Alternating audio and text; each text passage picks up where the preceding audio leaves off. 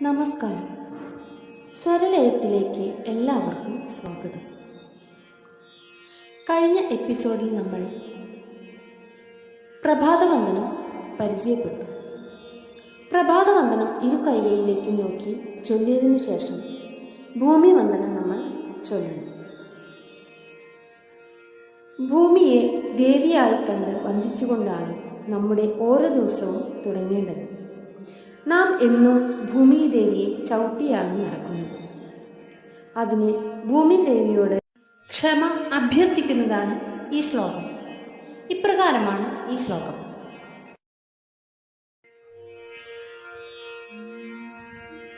സമുദ്രവസനേ ദേവി പർവതസ്തനമണ്ഡലേ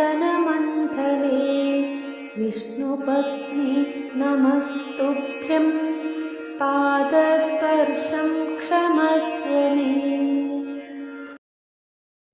ഭൂമി വന്ദന ശ്ലോകത്തിന്റെ അർത്ഥം ഇപ്രകാരമാണ്.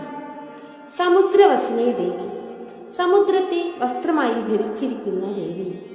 പർവതസ്ഥന മണ്ഡലേ, പർവ്വതങ്ങൾ അവിടുത്തെ ശരീരമാകുന്നു. വിഷ്ണുപത്നി നമസ്തുഭ്യം, വിഷ്ണു ഭഗവാന്റെ പത്നിയായ അങ്ങയെ ഞാൻ വണങ്ങുന്നു. പാദസ്പർശം ക്ഷമസ്വമേ, പാദങ്ങൾ ഭൂമിയിൽ സ്പർശിക്കുന്നത് ക്ഷമിച്ചാലും എന്ന് പറഞ്ഞാണ് നാം ഓരോ ദിനവും ആരംഭിക്കേണ്ടത്. ഇപ്രകാരം പറഞ്ഞതിനു ശേഷം നാം ഭൂമി ദേവിയെ തൊട്ട് നമസ്കരിക്കുക. അടുത്തതായി നമ്മൾ പരിചയപ്പെടുന്നത് സ്നാന ശ്ലോകം, അതായത് കുളിക്കുമ്പോൾ ചൊല്ലുന്ന ശ്ലോകം.